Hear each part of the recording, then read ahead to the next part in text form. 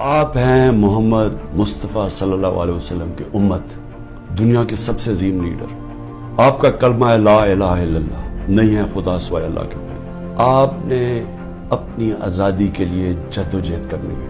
میں نے ہمیشہ کہا کہ پرامن احتجاج کرتے ہیں شہر۔ آپ نے اگر یہ ظلم قبول کر لیا، اور یاد رکھیں آپ 25 کروڑ ہیں، اگر 25 کروڑ لوگ سہم گئے اور خوف کے سامنے جھک گئے تو میں آپ کو بتا رہا ہوں آپ کا کوئی مستقبل نہیں۔ اور یہ چوروں کے ہاتھ میں جن کو بٹھا دیے لا کے، جن کو 30 سال سے ثابت کر رہے ہیں، یہ ایک دوسرے کی چوری کو 30 سال سے لوگوں کو بتا رہے ہیں کہ کون بڑا چور ہے، اگر ان کے نیچے اور ان کی غلامی کرنی ہے، اور یہ خوف کی وجہ سے کہ اس غلامی سے موت بہتر ہے، یہ کوئی زندگی نہیں ہے، غلاموں کی کوئی زندگی نہیں ہے، پرواز آزاد لوگوں کی ہے۔